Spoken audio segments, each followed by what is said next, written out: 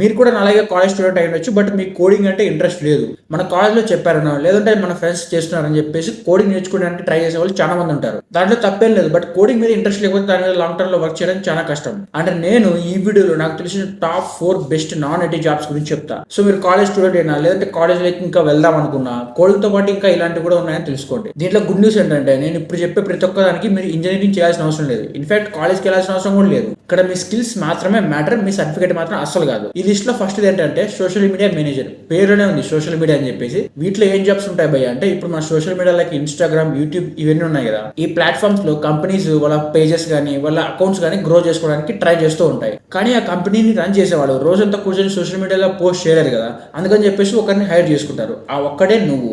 నీ పని దాంట్లో చాలా సింపుల్. రోజంతా కూర్చొని సోషల్ మీడియాలో పోస్ట్ చేస్తూ ఉండాలి. వాళ్ళు యూట్యూబ్, ఇన్స్టాగ్రామ్ ఇంకా వేరే ఏమన్నా ప్లాట్ఫామ్స్ ఉంటే వాళ్ళ అకౌంట్స్ అన్ని నువ్వే హ్యాండిల్ చేయాలి. ఆ సోషల్ మీడియాలో వాళ్ళ అకౌంట్స్ నువ్వే గ్రో చేయాలి. అక్కడ నీ పని ఏముంటుందంటే సోషల్ మీడియాలో పోస్ట్ చేయడం, ఆ పోస్ట్ల కింద వచ్చే కామెంట్స్ కి రిప్లైలు ఇవ్వడం, వాళ్ళతో ఎంగేజింగ్ గా ఉండడం, ఓవరాల్ గా వాళ్ళ పేజ్ గ్రో అవడానికి వాళ్ళకి నువ్వు హెల్ప్ చేస్తావు. ఏ బిజినెస్ అయినా సరే ఈ టైంలో ఆన్లైన్లో గ్రో అవడం అనేది చాలా ఇంపార్టెంట్. అందుకని చెప్పేసి వీళ్ళకి ఇలాంటి జాబ్స్ కి డిమాండ్ పెరిగింది. వీటికి కావాల్సిన స్కిల్స్ నువ్వు ఈజీగా ఇంప్రూవ్ చేసుకోవచ్చు. ఎలాగో సోషల్ మీడియా అంటే మనకు టచ్ ఉంది కాబట్టి దాని మీద కొంచెం రీసెర్చ్ చేసావు అనుకో సెట్ అయిపోద్ది. అండ్ నెక్స్ట్ సెకండ్ వచ్చేసి వీడియో ఎడిటర్ అనమాట. ఈ వీడియో ఎడిటర్ గురించి నేను చాలా సార్లు చెప్పా, బట్ మళ్ళీ చెప్పడానికి కారణం ఏంటంటే దీనికి అంత డిమాండ్ ఉంది. మరి మనం రోజు యూట్యూబ్ లో, ఇన్స్టాగ్రామ్ లో ఎన్ని వీడియోస్ చూస్తున్నామో మనకే లెక్క ఉండదు. ఆ వీడియోస్ అన్ని ఎవరో ఒకరు ఎడిట్ చేయాలి కదా. పైగా ఈ రోజుల్లో ఏమైందంటే అందరూ ఈ వీడియో ఎడిటింగ్ నేర్చుకోలేరు, ఎందుకంటే కొంచెం కష్టంగా ఉంటుంది మిగతా వాటితో పోలిస్తే. సో వాళ్ళు ఒక మంచి వీడియో ఎడిటర్ కోసం ఎప్పుడు వెతుకుతూనే ఉంటారు. ఈ వీడియో ఎడిటింగ్ లో ప్లస్ పాయింట్ ఏంటంటే నువ్వు జాబ్ చేయాల్సిన అవసరం లేదు, ఫ్రీలాన్సింగ్ కూడా చేసుకోవచ్చు. ఫర్ ఎగ్జాంపుల్ ఇన్స్టాగ్రామ్ లో ఒక రీల్ ఎడిట్ చేయాలంటే మినిమం 500 తీసుకుంటారు.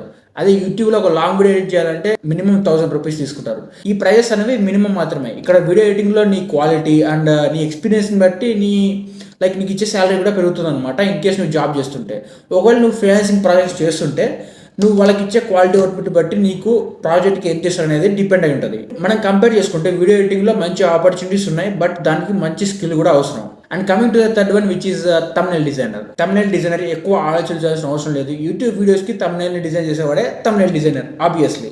ఏంటి భయ్య ఇది కూడా ఒక జాబ్ లాంటిదా, దీంట్లో కూడా మనీ సంపాదించవచ్చా అంటే ఎస్. ఈ థంబ్నెయిల్ అనేది ఎంత బాగుంటే ఆ వీడియో మీద అంతమంది క్లిక్ చేయడానికి పాసిబిలిటీ ఉంటుంది. థంబ్నెయిల్ డిజైనర్ అవ్వడం వల్ల ప్లస్ పాయింట్స్ ఏంటంటే ఒక ప్రొఫెషనల్ థంబ్నెయిల్ డిజైన్ చేసినందుకు మినిమం 500 రూపీస్ చార్జ్ చేయొచ్చు. అండ్ మళ్ళీ చెప్తున్నా, ఇక్కడ మీరు ఇచ్చే క్వాలిటీ కూడా ఇంపార్టెంట్ అనమాట. అంటే మీ థంబ్నెయిల్స్ ఎంత బాగున్నాయనే దాన్ని బట్టి వాళ్ళు మీకు పే చేసేది కూడా డిపెండ్ అయి ఉంటుంది. ఈ థంబ్నెయిల్ డిజైనర్ అవ్వాలనుకుంటే మెయిన్గా ఫోటోషాప్ నేర్చుకోండి. ఈ ఫోటోషాప్ నేర్చుకోవడం వల్ల ఇదే కాదు, ఇంకా చాలా యూజెస్ ఉంటాయి అనమాట.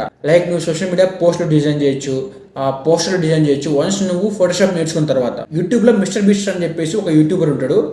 అతను ఒక థంబ్నెయిల్ క్రియేట్ చేసినందుకు 10 lakhs పే చేస్తాడు. అంటే అంత డిమాండ్ ఉందని చెప్తున్నా. ప్రతి ఒక్కరు 10 లక్షలు ఇస్తారని కాదు, బట్ థంబ్నెయిల్ డిజైనర్కి అంత డిమాండ్ ఉంటుంది. ఎవరైతే దానికి వాల్యూ ఇస్తారో వాళ్ళు మీకు పే చేస్తారు. నిజంగా మీకు స్కిల్స్ ఉండి మీకు ఇంట్రెస్ట్ ఉంటే ఖచ్చితంగా ట్రై చేయొచ్చు. So coming to the end of the list, దీంట్లో 4th వీడియో వచ్చేసరికి UI UX డిజైనర్. ఇప్పుడు నేను ఏదైనా వెబ్సైట్ ఓపెన్ చేస్తే దాంట్లో నాకు సైన్ అప్ బటన్ కనపడుతుంది, వెల్కమ్ మెసేజ్ కనపడుతుంది, కొంచెం టెక్స్ట్ కనపడుతుంది, ఒక పైన ఒక మెనూ బార్ కనపడుతుంది, దాని కింద ఇంకా చాలా ఎలిమెంట్స్ ఉంటాయి అనమాట. ఇక్కడ ఈ ఎలిమెంట్స్ అన్ని అదే ప్లేస్ లో ఉండడానికి మీకు అలా కనపడడానికి responsible person UI UX designer. ఇక్కడ మీ పని ఆ వెబ్సైట్ లో ఇంటర్ఫేస్ ని డిజైన్ చేయడమే. ఏ కలర్ వాడితే బాగుంటుంది, ఏ టెక్స్ట్ వాడితే బాగుంటుంది, ఎక్కడ ప్లేస్ చేస్తే బాగుంటుంది, ఇలాంటివన్నీ చూసుకునేది ఈ UI UX డిజైనర్ అనమాట. ఇక్కడ మీరు వెబ్సైట్ అన్నా కదని చెప్పేసి కోడింగ్ చేయాల్సిన అవసరం లేదు. ఇన్ఫాక్ట్ దీనికి కోడింగ్ కి అసలు సంబంధమే లేదు. ఇక్కడ మీరు చేసే పని ఒక్కటే సింపుల్, ఆ ఇంటర్ఫేస్ ని డిజైన్ చేయడం. ఎలా ఉంటే ఆ వెబ్సైట్ లోకి వచ్చే వాళ్ళకి నచ్చుతుంది అంతే. అండ్ యాజ్ యూజువల్ ఇది చేయాలంటే మీకు ఎలాంటి సర్టిఫికేట్ అవసరం లేదు, బట్ మీకు ఖచ్చితంగా స్కిల్ ఉండాలి. ఫర్ ఎగ్జాంపుల్ ఫోటోషాప్ కానీ క్యాన్వా వీటి గురించి కొంచెం ఐడియా ఉండాలి. అండ్ మోస్ట్ ఇంపార్టెంట్ ఫిగ్మా అని చెప్పేసి ఇంకా వేరే సాఫ్ట్వేర్స్ కొన్ని ఉంటాయి.